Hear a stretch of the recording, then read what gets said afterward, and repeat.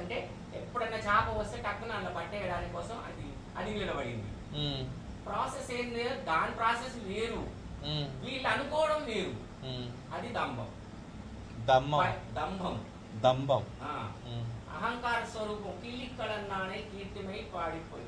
అహంకారం నాది కాదనే నాది, నీది కాదనే నీది. రావణాసురుడు, సీతమ్మ వారు రాముడిది, నీకెట్లా ఉండా కొడక, నీకెట్లా చేసి పాడైతుంది, అది తీసుకొచ్చి నాది కాని వస్తువులు నీది అన్నావు. అహంకారం. ప్రపంచంలో ఇట్లాంటి మనుషులు ఉంటారు అని చెప్తుంది. కిల్లిక్కడన్నానే కీర్తిమై పాడిపోయి. అది తిరుపాలి అర్థాలు ఇవన్నీ. అదేదో పొంగల్ వండుకొని ఇట్లా పెట్టుకుని రైతులు కంటిన్యూ నా నోట్ చేసుకుని ఫ్యాన్ కింద బండేది కాదు. ఒక్కొక్క విషయం ఒక సజెషన్ ఇచ్చింది తల్లి. 30 పాసరాల్లోనే 30 మీరు ఇన్ని ఎద్దు మోసి అన్ని బండలు 30 పాసరాల్లో వ్యాఖ్యానం చేసి ఇస్తుంది. ఒక్కొక్క సైకాలజీ ఇస్తుంది అమ్మ. ఏం తిరుపాయి వ్రతం చేస్తుంది, ఎందుకు ఆండాలి తల్లి, ఆమె ఎందుకు మనం అంత ప్రేమిస్తే ఒక మంచి సజెషన్ ఇస్తుంది. చిన్న చిన్న విషయాల్లో సజెషన్ ఇస్తుంది, చిన్న చిన్న వాటిని కూడా. అసలు తిరుపాయి వ్రతం చేసింది వీరు అంటే అనుకోవాలి కదా మనం. వారిని చూడగానే అబ్బా చాలు వీరు మహానుభావులు అని అనుకోవాలి. ఎందుకు అనుకోవాలి, వీరికి అన్ని తెలిసి ఉన్నాయి. అన్ని తెలిసి ఉండడమే తిరుప్పావే వ్రతం, తెలియకుండా ఉండడమే తిరుప్పావే వ్రతం. గమ్మత్తైన విషయం అదే. హరియాల పిల్లేగడం అన్పినాలు అంటే తల్లి, నాయన మేము ఏం తెలియని వాళ్ళు స్వామి, గోవిందా అని పిలిచినాం, ఏమో అనుకోకు అని చెప్తుంటారు తల్లి. అసలు గోవింద అనే నామే ఆయనకి ఇష్టమట. ఇప్పుడు బాగా చదివితే ఎంబీబీఎస్, డిఎండి, డిడిడి, సిజిడి ఇట్లా పేరు తర్వాత ఏదో అక్షరాలు వస్తాయి కదా. ఆయన కొండ గొడుగు ఎక్కినటువంటి క్వాలిఫికేషన్ కాబట్టి అది గోవింద అనే నామము గొప్పది. అలాంటి గొప్ప పేరుని పిలిచినప్పుడు పిలిచి మాకేం తెలియదు అయ్యా అది ఆడ పిల్లగడం యాదవులో మాకు ఎడమతోటి తింటామో తెలియదు, కుడి చేతితో తింటుందో మాకు ఏం తెలియదు. నువ్వేం చిన్న పుచ్చుకోకు సుమా, చిన్న పేరుతో అంటే చిరు పేరు ఎత్తనం సీరియల్ అదే చిన్న పేరుతో పిలిచినవనుకు అనుకునే ఆయన ఓన్లు చెల్లించాలి. గోవింద అని చిన్న పేరుతో పిలిచినందుకు అసలు దిగవాల్సిందే గోవింద అని. పెద్ద పేరే అది ఆయనకి అసలు. మా తెలియదు లేని ఆయన అంటారు. సిల్లిండ చిన్న అంగే నీరు పోదిరిగిండి అంటది ఒక అమ్మాయి. గిల్లు అంటారు. ఏంది మీ అరుపులు బయట అంటది, లోపల మంచిగా వండుకొని. సరేలే అమ్మా మాదే తప్పు, వీళ్ళందరూ భగవన్నామం ఉచ్చరిస్తున్నారు, నువ్వు కూడా మాకు రావాలని మా కోరికతోటి వీళ్ళందరూ కోలాహలం నీ ఇంటి ముందు జరుగుతుంది. కానీ నిన్న డిస్టర్బ్ చేసి నువ్వు ఒక మంచి భగవద్ అనుభవంలో ఉన్నావు అన్నది, భగవద్ అనుభవంలో ఉన్నావు, మమ్మల్ని క్షమించమ్మా. నేనే వల్లీరుగల్ నానేదా నాయుడు గారు, నేనే కటిరాత్రులనమ్మా, కటిరాత్రురాలు నేనే, నువ్వు చాలా మంచిదానివి. నిజంగా తల్లి కటిరాత్రురాల మొద్దు నిద్రపోయేదాన్ని లేపుతుంది. ఎందుకంటే వచ్చి గోష్ఠ చేరి పతిత పావనుడైనటువంటి వాడి తిరువడిగలు చేరడానికి. కానీ అంత తల్లి కూడా వల్లీరుగల్ ఇంగలే నానేదా నాయుడుగా, అబ్బ పోనీలే అమ్మ నేనే కటిరాత్రురాలు. ఆమెకేం అవసరం అనుకోవడం. ఆ తిరుప్పావి రచనలో ఆ లైన్ ఎందుకు ఉండాలి? చాలు ఎవరిదే మనమైతే లేచి ఉడుతాం. అట్లా లోపల గోపిక అహంకారంతో అన్నా కూడా పోనీలేమ్మ నేను సీతాపిరాటి మత్పాపమేవ, రాముడు నాకు ఈ శిక్ష పడడానికి ఎవరు కారణమో తెలుసా, నీరే కారణం, నువ్వెందుకు కారణమైనవమ్మా అని ఆంజనేయుడు అడుగుతాడు. అవును మరి నేను ఒక పెద్ద తప్పు ఒక చిన్న తప్పు చేసినా అంటాడు. తల్లి లోకపావని, నువ్వు తప్పులు చేయడమా, తప్పు చేసేటటువంటి దాని లోకపావని నువ్వు ఎట్లా తప్పు చేసినావమ్మా అని అంటే, ఏంటమ్మా నేను వింటా నా తప్పులు అంటాడు. ఒకటి రాముణ్ణి దూషించిన, రెండవది లక్ష్మణుని దూషించిన. రాముణ్ణి దూషించడం చిన్న తప్పు, లక్ష్మణుని దూషించడం పెద్ద తప్పు. రాముడు పరమాత్ముడు చిన్న తప్పు, లక్ష్మణుడు భాగవతోత్తముడు పెద్ద తప్పు. ఎప్పుడు జరిగిందంటే మా ఇక్కడ మేము వనవాసానికి పంపించినప్పుడు కైకేయి చెప్పినప్పుడు నేను అన్న కదా మా నాన్న మగాయనకి ఇచ్చి చేసిండు అనుకున్నా కానీ నన్ను ఇక్కడనే ఉండవని చెప్తాడు అంతఃపురంలో. మా నాన్న ఆ మాట చెప్పగానే ఏమంటది, మా నాన్న మగవానికి ఇచ్చి చేసిండు అనుకున్నాడు పెళ్లి, కానీ మీసాలు ఉన్నటువంటి ఆడామకి ఇచ్చి చేసిండు అనుకోలేదు పెళ్లి అని అంటాడు. అట్లాంటి అర్థంతో ఆ మాట అన్నది, అర్థంతో అదే మాట అన్నది సంస్కృతంలో. తర్వాత అదొకటి చిన్న తప్పు అయిపోయింది, అది చిన్నది అనగానే ఆయన ఏమన్నాడు, నాడు నువ్వు కూడా వచ్చేసాడు మైండింగ్ అన్నాడు. అసలు ఆ కథ అంతా ఆమెతో కదా, రక్షించడానికి కదా తల్లి వస్తుంది ఎప్పుడు వెంట. అయితే లక్ష్మణుడిని ఏమన్నది, నువ్వు పోతున్నావు అని అంటే లక్ష్మణుడు గీయక ముందు అంటది కదా, మీ అన్న అరుస్తున్నాడంటే రాముడు అరిచేవాడు కాదమ్మా, రక్షించేటటువంటి వాడు, అతివీర్య శౌర్య పరాక్రమాలు కలిగిన రామచంద్రుడు మా అన్న, ఆయన కళ్యాణకులా నీకు తెలవవు ఆ తల్లి, నువ్వు ఎందుకు ఇట్లా విచిత్రమైన శోకం అనుభవిస్తున్నావు వద్దు అంటే, ఎందుకు ఆయన పోయిన తర్వాత నువ్వు నన్ను అనుభవించాలని చూస్తున్నావా అన్నది. సాక్షాత్ జగన్మాత లక్ష్మణుని అనొచ్చునా? సరే నీ సాగు నువ్వు సావని గీత గీస్తే అయిపోయిందా? ఎవడొచ్చిండు తీసుకొని పోయింది. అప్పుడు గుర్తొస్తుంది సీతాపిరాటి. నేను చేసిన పెద్ద తప్పు చిన్న తప్పులు హనుమంత భాగవతోత్తముడైనటువంటి లక్ష్మణుని దూషించిన నేను పెద్ద తప్పది. అందుకే నా పాపం ఎట్లా బద్దలు కావాలంటే ఈ రాక్షస స్త్రీల మధ్య రావణాసుడు కూసే కూతలు కారు కూతల మధ్య వీళ్ళు ఎప్పుడు తింటాం మైగిలుతాం చేతులు నేను తింటా ముక్కు నేను తింటా కళ్ళు నేను మిక్క తింటా అనే రాక్షసులు నిరంతరం ఇట్లాంటి వాటి మధ్యలో పడి ఇట్లా పడి శోకంగా ఏడుస్తూ తిండి దిబ్బలు లేకుండా ఉండడం ఈ కర్మకు ఎవరు బాధ్యులు? నేనే. రాముడేం అడవిలో వదిలిపెట్టలేదు, లక్ష్మణుడు పట్టకడాలి. ఎవరిదా పాపం? నా పాపం. మత్ పాపమేవా.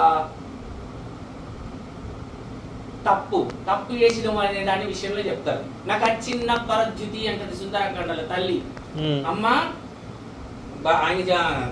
చెప్తా సీతాపిరాటి ఆయన హనుమంతుడికి, నాయన లోకం మీద పుట్టడమే తప్పు చెయ్యని వాడు ఎవ్వడూ ఉండడు ఈ భూమి మీద. తప్పకుండా ఈ కలి ప్రభావం చేత తప్పకుండా తప్పు చేస్తారు. ఎవరు చేసిండ్రు? మీ రాముడే చేసిండు. ఏం చేసిండమ్మా? మా రాముడు తప్పు చేసిండా? తప్పు మాట్లాడిండా? అవును మాట్లాడిండు. తప్పుడు మాట మాట్లాడిండు రాముడు. ఎందుకమ్మా ఎట్లా మాట్లాడిండు? ఇప్పుడు బ్యాచులర్ గా ఉన్నాడు, నా తమ్ముడిని, నాకు ఫ్యామిలీ ఉంది, నా భార్య ఉంది, నాకు బ్యాచులర్ గా ఉన్నాడు, మా తమ్ముడిని చూసుకోమని అనడం తప్పు కదా. రాక్షస స్త్రీ కామరూపిణి అది, అంటే ఇష్టారూపం ధరించేటటువంటి ఒక స్త్రీ, కామ కోరికతోటి కోరినటువంటి ఒక స్త్రీ. మామూలు స్త్రీలతోటి జాగ్రత్తగా మాట్లాడాలి. ఇక్కడ ఒక సజెషన్, ఆడవాళ్లతోటి జాగ్రత్తగా మాట్లాడాలి. అందున కామరూపి రాక్షసి కామంతో ఉంది. ఇట్లాంటి దాంతో ఎట్లా మాట్లాడాలి? నువ్వు ఎచ్చడిగా మాట్లాడి తమ్ముడు బ్యాచులర్ పోవాడు. ఏమైంది? అయితే నువ్వు కావాలంటే నువ్వు ఆయన రమ్మంటావా, అడుగుతావా, ఆయన దగ్గరికి పోమంటావా? నీకు ఇది పక్కనుందని చూసుకునే కదా నువ్వు నన్ను వద్దంటుంది, దాన్నే తింటా నేను అన్నది సీతాపిరాటి. అందుకున్నాడు లక్ష్మణుడు ముక్కు చెవులు కోసిపోయేసి. నాయన చిన్న రామాయణం కాలేదు. రామాయణం సుందరకాండలు ఇవన్నీ ఎందుకు నాన్న? అందులో ఉండేటటువంటి మంచి మంచి పదాలు శ్లోకాలు అవన్నీ కూడా అర్థాలు విడమర్చి తెలుసుకోవడాలు ఇవన్నీ ఏంటంటే మన లైఫ్ లో చేసుకోవడానికి. సీతాపిరాటి అట్లాంటిది అంటే మరి పాపమేవా, నేను పాపం చేసిన, నా పాపమే దేవుడా ఈ లంకలో కూర్చోవడం భగవంతా అని అనుకుంది. మనం అనుకుంటామా? ఆండా తల్లి సిలిండర్ నంగై వెళ్ళిపోతుంది. అబ్బాయి ఏందమ్మా పెద్ద మహానుభావులు మీరంతా చెవులు పిల్లు అంటుంది. ఏమి భగవత్ నామం ఏంటిది మీరు అని అంటే తప్పండి లేదమ్మా, మాది నేను చేయడం తప్పేలే అమ్మా. లోపల మంచి గుణానుభవంతో భక్తితో బాగా మత్తెక్కి పడుకున్న తల్లి. కృష్ణుడు కూడా ఇక్కడనే ఉండో ఏమో నాకు డౌటే వస్తుంది. ఎందుకంటే తులసి మాల వాసన వస్తుంది. ఆండా తల్లికి అవసరమా? నేను కఠిన పురాలని అనుకోవడానికి ఆమెకి ఏం అవసరం? గోపిక ఎంత ఒక్కొక్క పాత్రలో ఒక్కొక్క లైన్ లో సజెషన్. 30 పాత్రాలలో 30 పాత్రాలలో పాత్రానికి ఒక సజెషన్. 30 పాత్రాలు రాసుకోరు దాని మీద పాటించండి. ఏం లేదు, పొంగల్ చేసుకోవడం, పండుకోవడం. కనీసం వింటేనన్నా ఎప్పటికన్నా పాటిస్తాం కదా. మనకు సెల్ఫ్ కాన్ఫిడెన్స్ అన్న వచ్చి సెల్ఫ్ కన్నా సాటిస్ఫాక్షన్ అవుతాం కదా. ఎవడు మనల్ని రియలైజ్ చేయలేనటువంటి పరిస్థితి సిచ్యువేషన్ వచ్చినప్పుడు ఏముండవు నాన్న, తినడం పండుకోవడం. నేను ఉల్లిగడ్డ మానేసిన అన్నాను, నేను ఎల్లిగడ్డ మానేసిన, నువ్వు ఉల్లిగడ్డ తింటేంది ఎల్లిగడ్డ తింటేది, ఏది తిని ఎట్లా ఏడిచినా కూడా నష్టమేమీ లేదు. ఇప్పుడు పప్పు తినడమో కందికూర తినడం కంటే హీనంగా ప్రవర్తిస్తున్నాడు, అందుకూర తినడం సాత్వికంగా ప్రవర్తిస్తున్నాడు. ఇది కలిధర్మం. అవును. ఇంకా నీచాతి నీచమని వస్తే రామాట పూతు అంటారని అది మనకు మొదటి నుంచే ఉంది కదా. కలి ప్రభావం వల్ల అట్లా అది తగితక్కలు ఆడుతుంటది కలి. అది ఎప్పుడు ఎవరి మీద ఆలోచిస్తుందో తెలియదు. రాముడు లక్ష్మణుడు సీతాపిరాటి వెళ్తుంటారు ముగ్గురు. అప్పటిదాకా రాముడు బాణాలు ధనుస్సు కూడా లక్ష్మణుడే మోస్తుంటాడు. ఒకటేసారి ఒక దగ్గరకు వచ్చేవరకు ఆగిపోయింది. లక్ష్మణుడు వెనక్కి చూసిండు, లక్ష్మణుడు ఆగిపోయిండు. సీతమ్మ వెనక్కి తిరిగి చూసింది, లక్ష్మణుడు ఆగిపోయిండు. ఎందుకు ఆగిపోయింది? ఏంటి లక్ష్మణ్ అంటే, నీ ధనుర్బాణాలు నీ మోసేది నువ్వు మోసుకోలేవా అని ఇచ్చేసిండు. లక్ష్మణుడు ఇచ్చేసరికి సీతాపిరాటికి అర్థం కాలేదు. రాముడికి అర్థమవుతుంది సర్వజ్ఞుడు, సర్వస్వతంత్రుడు, పరమాత్ముడు, పిపీల కాని బ్రహ్మాండ పర్యంతం ఉండేవాడు వాడు. ఆయనకు అర్థం కాదా? అయితే సీతమ్మ అంటది ఏంటి స్వామి ఇట్లా అంటున్నారు అని. సీతాపిరాటి జీవాత్మ కదా, ఎప్పుడు డౌట్లు వేస్తుంది, ఎప్పుడు తాపత్రయపడుతుంది, ఎప్పుడు బాధపడుతుంది, ఎప్పుడు విలపిస్తుంది. మనం ఎట్లా విలపిస్తున్నాం? ఒక్కొక్కరం ఒక్కొక్క దాంతో, ఒక్కొక్కరం ఒక్కొక్క దాన్ని విలపిస్తలేదా? జీవాత్మలు అంటే అట్లా విలపించేయి. పరమాత్మ రాముడు, ఆచార్యుడు లక్ష్మణుడు, అంటే ఒక సద్విద్యను ప్రసాదించి సన్మార్గాన్ని సూచించేవాడు ఆచార్యుడు, ప్రార్థన వినేవాడు పరమాత్మ. మనకు మధ్యలో ఉండేది తల్లి. ఎన్ని పాపాలు చేసినా 9 రోజుల పారాయణమైన విన్నలే రాదు వేను అంటది, ఆమె కొట్టేస్తుంది. అయితే లక్ష్మణుడు అలా అన్నందుకు రాముడు ఎలా అర్థం చేసుకున్నాడు? ఈ వెంటనే సీతాదేవి ఏంటి స్వామి ఇట్లా అనేవరికి రాముడు నవ్విండు. ఆయనకు తెలుసు కదా. అక్కడనట అది ఎవడో చచ్చిపోయినటువంటి స్థలం అట. అతి దుర్మార్గుడో ఎవడో దిక్కుమాల ఉండా కొడుకు చచ్చిపోయినటువంటి స్థలం. ఆ స్థలంలోకి వచ్చేవరకు ఆ ప్రభావం వచ్చిందట ఆయనకి. అలా కాలు తీసి ఉత్తరికి నడిచి వచ్చేవరకు అన్న మీ దగ్గర ధనుర్బాణాలు ఇవ్వండి అని మళ్ళీ ఆయన భుజాలు వేసుకున్నట. ఇదంతా సీతాపిరాటికి చెప్పి నవ్వుకున్నారు అటు ఇద్దరు. అంటే ఆ ప్రభావం వల్ల అలా జరిగింది, ఆ స్థల ప్రభావం.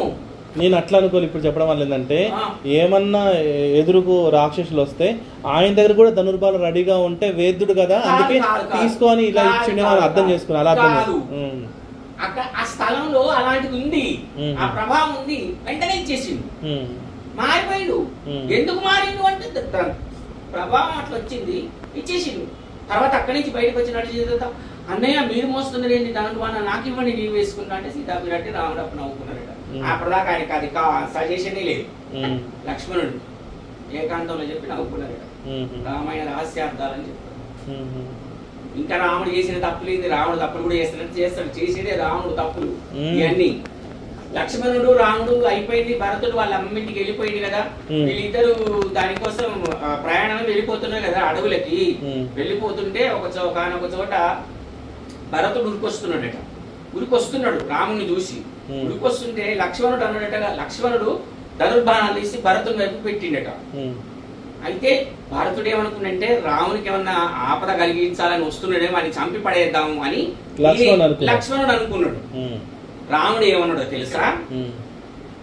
వాణి చంపి రాజ్యం తీసుకునే బదులు నన్ను చంపి తీసుకోరాదరా లక్ష్మణ అన్నాడు. ఏమన్నుందా? రాముడు 2 నాలుకలు లేనివాడు, ఒకటే పదము వాడు 2 అర్థములు వచ్చేటట్టు కూడా పదాన్ని వాడడట. అట్లాంటి సత్యవాక్ పరిపాలనుడు రాముడు. ఇట్లా అబద్ధం చెప్పొచ్చా? ఇట్లాంటి యథేశకం మాట మాట్లాడచ్చు. అప్పుడు బరబర ఉరికొచ్చి భరతుడు వచ్చి కాళ్ళ మీద పడి, అన్నా నేను లేకుండా ఇట్లా జరిగిపోయింది, నువ్వు లేని రాజ్యం నాకు వద్దు అని నందిగ్రామం ఉంటాయి. ఆ పోయినేమో నందిగ్రామం నువ్వు చూస్తారు కదా, మీరు ఏం చూసి వచ్చిండు అవ ఆడ పోయి పడి ఉండి అక్కడనే ఉంది రాముడు. అయితే రాముని యొక్క రహస్య అర్థం ఏంటి ఇక్కడ? రామాయణ రహస్యార్థం అంటే కనీసం ఇప్పటికైనా తమ్ముడి మనసు నా మీద ఉన్న మనసు విరిగిపోయి రాజ్యానికి వెళ్ళి ఆయన భార్యతో ఊర్మిళతోటి సంసారం చేస్తూ ఆ రాజ్యంలో ఉంటాడేమో, వదిలిద్దాం వీన్ని అని రావడం. వదిలినా వదిలిపెట్టినా వదిలేది కాదు సీత, వదిలించుకున్నా వదిలిపోని వాడు లక్ష్మణుడు. ఎట్లా వదిలిపెడతాడు? శయ్యాసన పాదుక వస్త్ర విధానాలు, శేషుడు కూర్చోడానికి శయ్య, కుర్చీ, వేసుకోవడానికి చెప్పులు, కట్టుకోవడానికి బట్ట, పైనుంచి గొడుగు, ఇవన్నీ శేషుడే. నువ్వు ఏది తీసేస్తావా? అక్కడ బట్టలు తీసేస్తావా, కుర్చీ తీసేస్తావా, చెప్పులు తీసేస్తావా, గొడుగు ఏవి తీసేస్తావు? నువ్వు తీసేసినా పోయేటి కావాలి. సీతాపిరాటి ఆయనలో ఉన్నటువంటి జీవాత్మ, ఏ అట్లా ఆత్మ ఇప్పుడు లోపల ఆత్మ ఎట్లా మీకు మొదట పారేస్తుంది? పారేసేది లోపల లేదు అంటే ఇక ఎత్తండి అన్నంటే నలుగురు కలుస్తే ఎత్తనే ఉంటారు కదా. తెల్లారిపోతుంది. సీతాదేవి వదిలించుకున్న వదలంది. ఎట్లా వదులుతుంది? జీవాత్మ ఆయన వదిలిపెట్టినా వదలడు, ఆయన వదిలిపెట్టినా వదలడు. అయితే అప్పుడు చెప్పిండట, లక్ష్మణ ఇట్లనైనా నువ్వు పోతావేమో ఇంటికి అని నేను అన్నా కానీ వేరే ఉద్దేశం కాదని. మళ్ళీ తర్వాత వ్యాఖ్యానంలో మళ్ళీ తర్వాత విషయం చెప్తాడట. అంటే ఒక్కొక్కసారి మనం విన్న ఈ తప్పు ఎంత నలిగిపోయే మాట అన్నాడు రాముడు. వాణ్ణి చంపే బదులు నన్ను చంపి తీసుకోవాలంటే రాజ్యం తీసుకోవాలని అది లక్ష్మణుడికి. అట్లా ఉంటే నీ ఎమ్మడి ఎందుకు వస్తాడు అడుగులకి? పెన్నాను వదిలిపెట్టి చక్కగా పెన్నాను వదిలిపెట్టుకుని పోతాడే. అన్నో అని అన్నమ్ముడు పోతాడు. ఇక రేపు ఎంతమంది అన్నదమ్ములు లేరు. మా తమ్ముడికి పెయింట్ అయి 18 ఏళ్ళు ఒకనాడు వాళ్ళ ఇంట్లో ఇట్లా ఎడమకాలు కదా గుడ్డు ఆడు కూడా ఎట్లడి ఒక్క మాట అన్నందుకు అంత పౌరుషాలు, అంత కొవ్వులు, అంత అహంకారాలు మనకి. మరి అలాంటిది అంతరావు మాట అన్నా కూడా మళ్ళీ ఆయన బట్టి ధనుర్బాణాలు పట్టుకొని పోయాడు. అది ధర్మం. ధర్మనిరతి రామచంద్ర ప్రభు అంటే అది రామాయణం. అంటే అది లడాబిడ చదువుకొని అక్కడ పడేసడం కాదు. సుందరకాండ అంటే లడాబిడ చదువుకొని అక్కడ పడేసి నేను అందుకు తిరిగి అవతలపడడం కాదు. అందులో ఎన్ని సజెషన్లు, ఎన్ని విషయాలు చెప్తుంది సీతమ్మ తల్లి. అందులో ఎన్ని రహస్యార్థాలు చెప్తుంది, ఎట్లా ఉండాలి మనిషి అని చెప్తుంది. సీతా సన్నివేశాన్ని రాముడు లక్ష్మణుడు చూసినటువంటి 15 సర్గం ఉంటుంది, ఒక సర్గం. అది చదివితేనే సుందరమైనది సుందరకాండ అని. అప్పుడు దానికి సుందరకాండని నామకరణం చేసినట్టు. ఎలాంటి దరిద్రాలు ఉన్నా సరే ఆ 15వ సర్గ చదువుకుంటే ఏ దరిద్రం పూర్వజన్మాది 7 జన్మలు చేసినటువంటి ఒక పాపం కూడా నశిస్తుంది. 15వ సర్గ మా దొరవారి ఏడవనుడు ఎల్బీ నగర్లో కానీ ఆయన పిలిచి మరి ఉపదేశం చేసి నాకు చెప్పింది.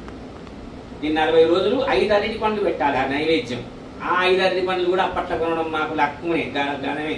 ఎందుకంటే పండోడకి ఇస్తే తినే రకాలం కానీ కొనుక్కొని తినే రకాలం మాకు అంత బుద్ధిది ఏది పాప మా అమ్మ కొనదు, మహా ఉత్తమురాలు. ఆ 5 పండ్లు అది బలవంతం మీద ఏదో వచ్చిన పైసలతో ఆ 5 పండ్లు అక్కడ పెట్టి ఆ 40 రోజులు ఆ సర్గ చదివింది. తర్వాత సుందరకాండ పారాయణం చేసి, తర్వాత రామాయణం చేసి. పారాయణానికి క్రమం అది ఉన్నాడు. మా దగ్గర బతికే ఉంది. మీరందరూ రామాయణం చదివితే నన్ను రక్షించిన వాళ్ళు అవుతారు. నాకు పరమపదానికి ముళ్ళు రాళ్ళు రప్పలు లేకుండా చేసిన వాళ్ళు అవుతారు. మీరు ఒక్కొక్కరు నేను చెప్పిన వాళ్ళు అందరూ అని ఏడ్చింది మా ద్వారా. ఆయనకి ఏం లేక ఏడ్చింది. రామాయణం అది ఏకైకం అక్షరం ప్రోక్తం మహాపాతక నాశనం. రా ఒక అక్షరం ఉన్నా చాలు. సుందరకాండ అంతా చదవకున్నా పర్వాలేదు, చాతుమ్మరే వినకున్నా పర్వాలేదు, తత్తు చాలు. తతో రావణ నీతాయా సీతాయా శత్రుకర్షణ ఏష పదమన్వేష్టం చారణాచరితే పదే. మొదటి శ్లోకంలో నువ్వు తతో అన్న చాలు,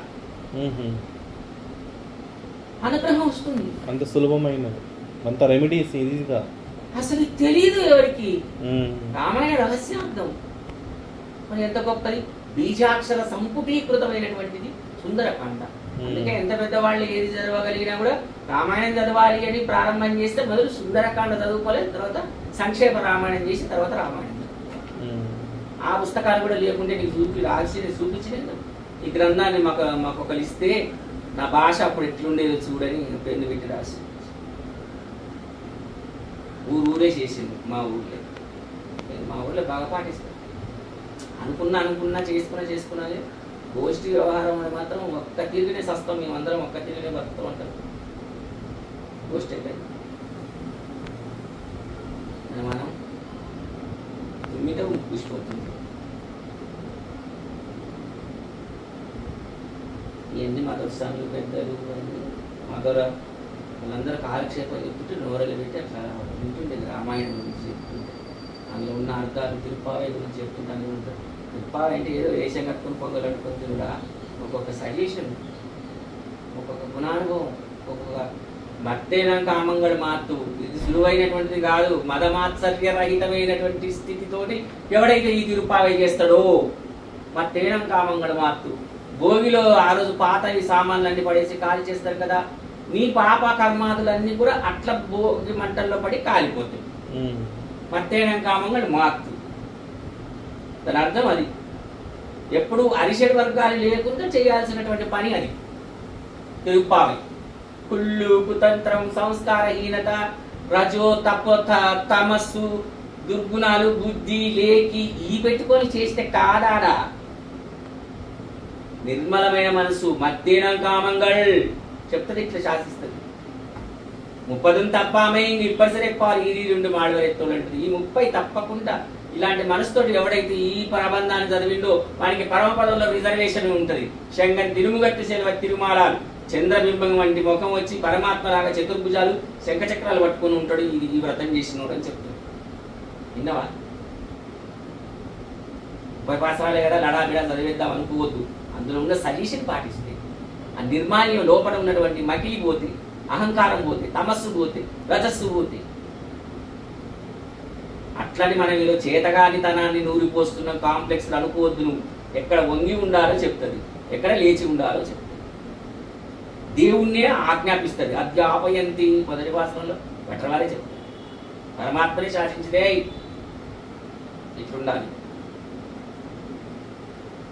ఆయన కొనాడు కోపం వచ్చి నేను మీకెందుకు ఇవ్వాలి, ఏం అర్హత అని అడుగుతాడు.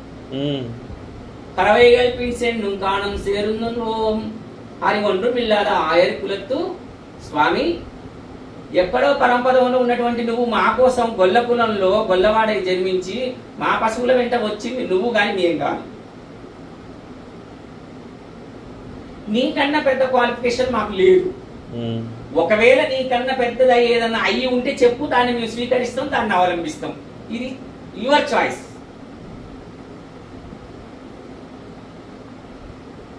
పరమాత్మ కన్నా పెద్ద క్వాలిఫికేషన్ ఉందా? పరమాత్మ మన ఇంట కట్టను పెట్టను కొట్టను ఉన్నాడు.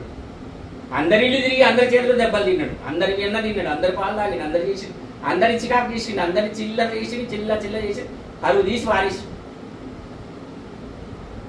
అలాంటి వాడిని మా గోవుల వెంట వేదాంతార్థాలకి కూడా ఉపనిషత్తు సారాలకు కూడా అర్థం కాని వ్యవహారం లేని ఒక పరమాత్మ దివ్యమంగళ విగ్రహం ప్రత్యక్షంగాని ఒక స్వరూపం మా ఇంటి ముందు నిలబడి ఉంది.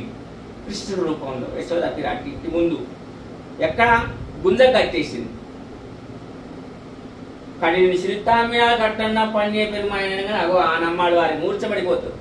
చిన్ని చిన్ని తాళ్ళతోటి బొజ్జ చుట్టూ కట్టిందంటే అయ్యో ఆ తాళ్ళు ఎంత ఒలుసుకుపోయో అని మూర్చపోయి 6 నెలల తర్వాత లేచింది వాడు.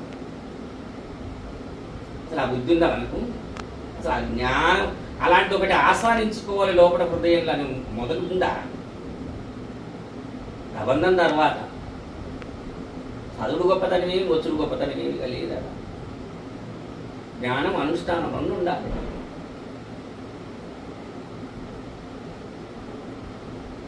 ఏం చేస్తారు స్వామి? స్వామి కన్నా పెద్ద అర్హత లేదు కాబట్టి తప్పకుండా ఇస్తాను మీకు. స్వామి స్వామి ఉండు తప్పకుండా ఇస్తాననేంటి? ఎట్లిస్తావు?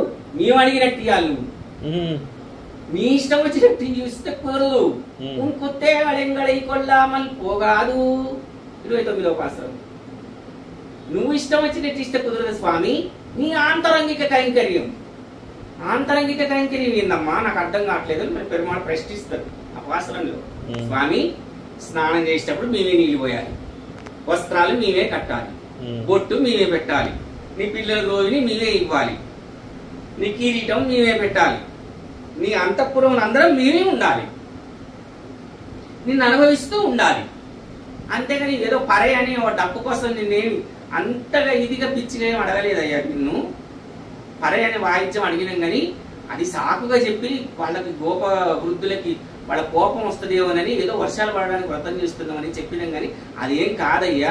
ఇగో మాకు కావాల్సింది ఇది. ఉంకుట్రే వలెంగల్ కొల్లామని పోవాలి. నీ ఆంతరంగిక కైంకర్యం కావాలి మాకు అంటే తల్లి. అంటే పరమాత్మకు ఆంతరంగిక కైంకర్యం కావాలి.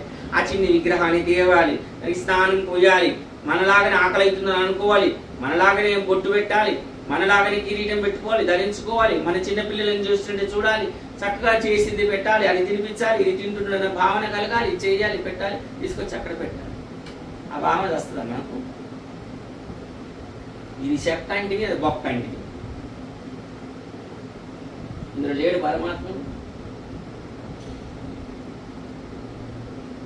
ఈశ్వర సర్వభూతానామని చెప్తుంది భగవద్గీత. ఇవన్నీ ఒకనాడింటే వచ్చేవి కావు నాన్న. గంధం అయితే ఎట్లా అరగదీస్తుంటే అరిగిపోతుందో, గంధం ఎప్పుడో చెక్క అది అనుకోదు. నేను అరిగిపోతున్నా, నేను లేకుండా పోతున్నాను ఏ అనుకోదు. నేను సద్వినియోగం అవుతున్నా అని అనుకుంటుంది. దాన్ని రాకిన కొద్ది పరిమాణమే వస్తుంది. పూతలు వస్తే తగలబెట్టితే అగరవత్తుల పరిమాణం వచ్చిందట. ఎందుకంటే ఆ పరమాత్మ కాస్త అన్యం ఇచ్చింది కదా, ఆ పాలు కొన్ని నోట్లో పోయినాయి కదా, పరమాత్మ మూతి చేత పవిత్రమైంది కదా, ఇది ఆయన నోటి చేత పవిత్రమైపోయింది కదా వక్షస్థలం. మరి మనిషిని కలిస్తే ఎలాంటి వాసన రావాలి? ఒక పెద్ద పర్వతమే కొండే పడ్డాడు పడ్డది అక్కడ సచ్చి దాని అంత రావు ఏడ్చింది ఆ పూతన. దాన్ని తీసుకపోయి అందరూ ఉన్నకాన్నే కట్టెలేసి కాల పెడితే అగరబత్తుల పర్వతం వచ్చింది.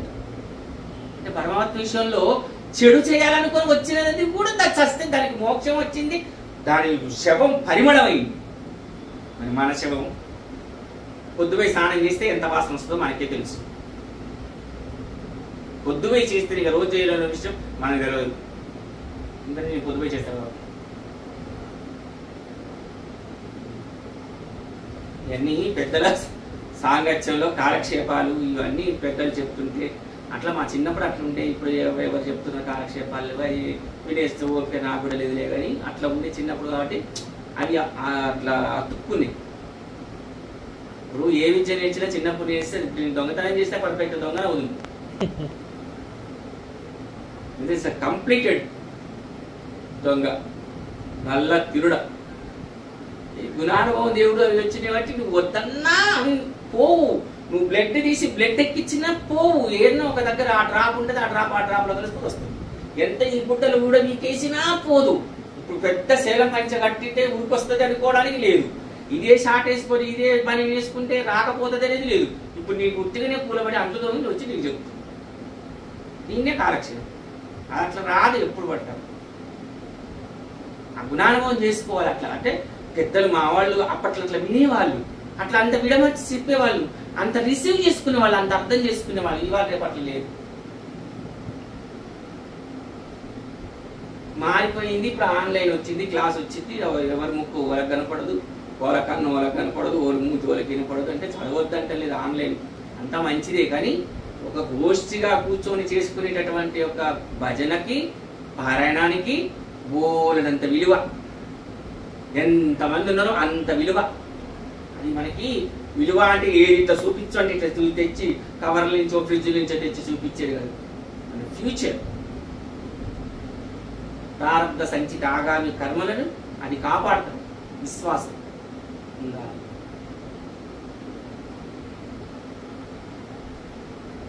నాకే లేదు, నేను చెప్పాను అన్న.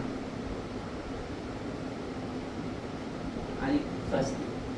ఇంతసేపు ఉపన్యాసం నువ్వు రికార్డ్ చేస్తున్నావా? రికార్డ్ పెట్టినవా? పెట్టినవా? ఏమలే కదిగో నీకాడ ఇల్లు అందం